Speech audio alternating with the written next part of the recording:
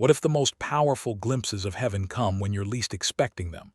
Not through dreams or visions, not through near-death experiences or grand displays, but through silence, through surrender, through a whisper you can't explain but can't deny. The truth is, heaven doesn't arrive with spectacle. It comes with stillness. And it's not something you can imagine. Your eyes can't see it. Your ears can't hear it. Your mind can't comprehend it. Because heaven is not revealed by the flesh, it's unveiled by the Spirit. That's what Paul meant when he wrote, "Eye has not seen, ear has not heard, neither has it entered into the heart of man the things which God has prepared." You can't climb into glory by intellect. You can't build a ladder with reason or imagination. Heaven is something higher, something other. And if you've only ever thought of it as clouds, gates, and choirs, you've missed the mystery. Because the real heaven isn't just a place. It's a presence.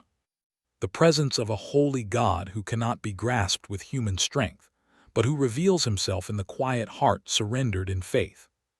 That's why the most heavenly moments in life often come during pain, in prayer, or when words run dry.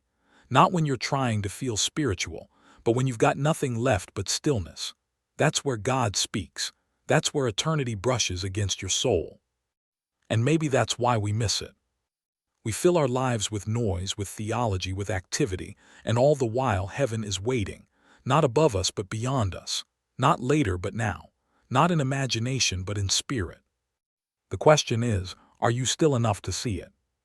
We talk about heaven like it's a future destination. We draw pictures, imagine scenery, describe feelings, but none of it captures the truth, because heaven isn't something the human mind can construct. It's not a product of fantasy or theology. It's a divine reality that can't be seen with human eyes or grasped with intellect. It's not what you think. It's not even close. Paul said it clearly. Eye has not seen, ear has not heard, neither has it entered into the heart of man. In other words, you can't imagine your way to heaven. You can't observe it into existence. You can't climb there by emotion, effort, or education. It must be revealed, and not by flesh and blood, but by the Spirit of God. That's why so many people miss it, because we're trying to reach the divine with human tools.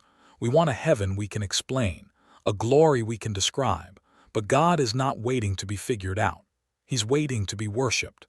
He's not hiding in complexity, he's hidden in humility, and only those willing to bow low will see what's truly high. The truth is, heaven starts where self ends, not at the peak of human reason, but at the bottom of surrender. That's where the veil begins to lift. That's where the soul becomes quiet enough to hear what the Spirit has been saying all along. Heaven is not a concept. It's not a destination with gates and clouds. It's the fullness of God's presence. And no imagination, no matter how creative or sincere, can substitute for that. Because heaven is not a place we design. It's a reality we are drawn into by grace. You won't see heaven through study. You'll glimpse it through surrender. You won't touch it through emotion. You'll feel it when the Spirit opens your heart to what words can't explain. Some of the clearest visions of heaven come not during revival, but during suffering. Not in the middle of worship music, but in the silence afterward. Not when you're strong, but when you say, "Lord, I can't see, but I trust." Heaven is not what you thought. But it's better, deeper, richer, truer, and more real than anything you could have pictured with your natural eyes. If heaven can't be imagined, then how do we begin to glimpse it? Not with our eyes, but through moments that break us open. The Spirit doesn't always speak in the loud moments. He speaks in the cracks, in the stillness after the storm, in the ache of longing, in the quiet desperation of a whispered prayer. That's where heaven begins to press through, not as a vision of golden streets, but as the unshakable peace that makes no sense, as the presence that fills a room no one else sees. Some of the most heavenly moments you'll ever experience won't come when you feel strong, but when you're undone, when there are no more words left, when your theology has run dry, when your heart is tired and your knees finally hit the floor. That's when the Spirit whispers things no sermon could ever teach you. That's when the veil lifts. Because heaven doesn't wait for you to get it all together.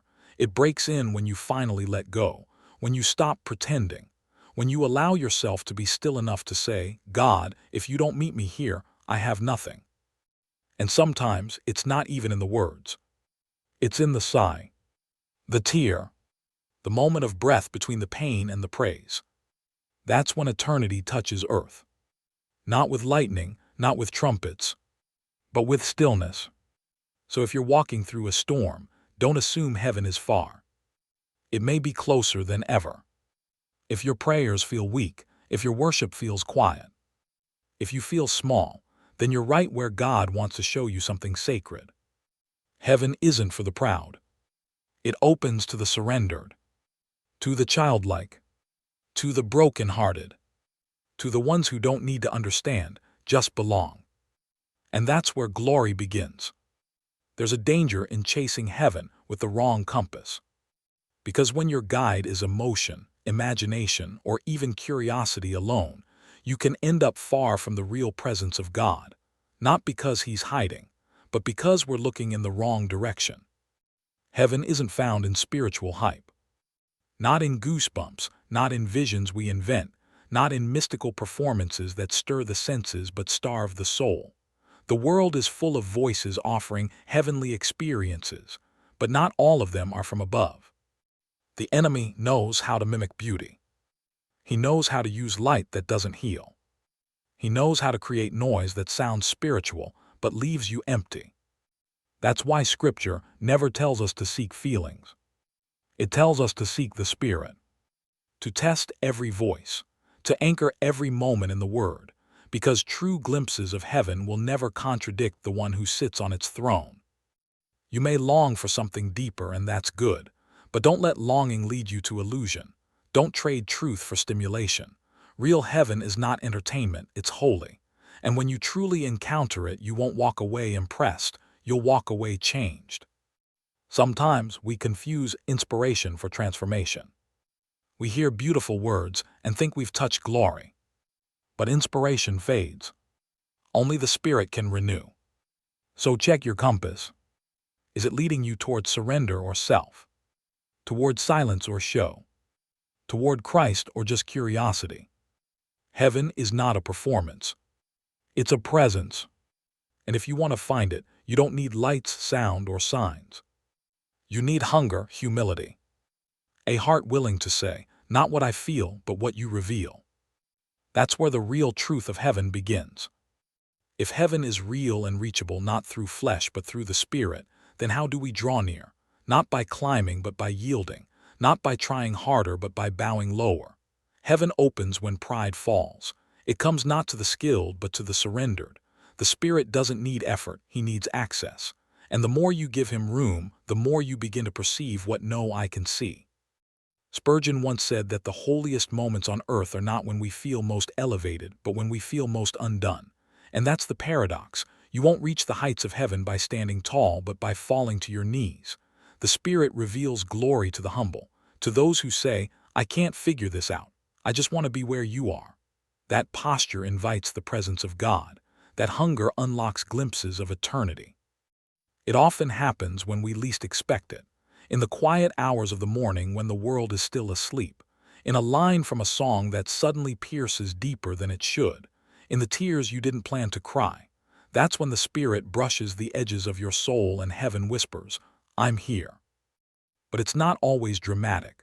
Sometimes it's barely noticeable, a shift in your breath, a sudden peace, a weight lifted without explanation. No light, no voice, no vision, just the unmistakable knowing that you've touched something holy. That's what the Spirit does. He doesn't force, He draws, He doesn't overwhelm, He invites. And when you respond with stillness, heaven speaks in a language deeper than thought. To encounter heaven is not to be entertained, it's to be changed. And that change doesn't come through pressure, it comes through presence. That's why the Spirit is called Comforter, because heaven is not just a place you go to after death, it's the presence that comes to you while you live, and it's closer than you think.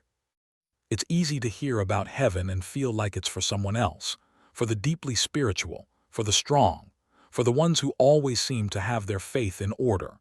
And maybe, if you're honest, you've wondered, can I really experience that? Could someone like me actually encounter something so holy? The answer is yes. Not because you're ready, but because He is willing. Not because you've earned it, but because He made a way. The Spirit doesn't look for the impressive. He looks for the open. He's not drawn to performance. He's drawn to honesty. And if your heart says, God, I don't have much, but I want you, that's enough. That's all it takes. The door to heaven doesn't swing open for the perfect. It opens for the surrendered. Jesus didn't come for the proud or the polished. He came for the poor in spirit. For the ones who say, I don't know how to pray right. I don't always understand, but I believe you're real and I want to know you more. That is where the real encounter begins. Not in pretending, not in striving, but in that quiet place where your spirit simply says, yes. You don't have to feel worthy to be invited. You are already called. Not because of what you've done, but because of what He's done for you. Heaven isn't reserved for the elite. It's not a members-only club for spiritual giants. It's the inheritance of every child of God. And if you've placed your trust in Jesus, even in weakness, even in confusion, you are not on the outside looking in.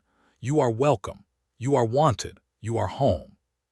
So stop disqualifying yourself from what Christ has already made available. You don't have to understand everything to step into it. You just need to respond, to say yes, to be still, and to let the Spirit lead you into the reality that's been waiting for you all along. When heaven becomes more than a belief, when it becomes a reality you've touched through the Spirit, everything begins to shift. You don't just think differently, you live differently. Because once your soul has tasted glory, this world loses its grip. The things that used to anchor you, fear, status, control, distraction, they start to lose their weight. You begin to walk lighter, slower, freer. Not because life is easier, but because eternity is louder. You still go to work, you still face problems, you still feel pain, but there's something deeper holding you now.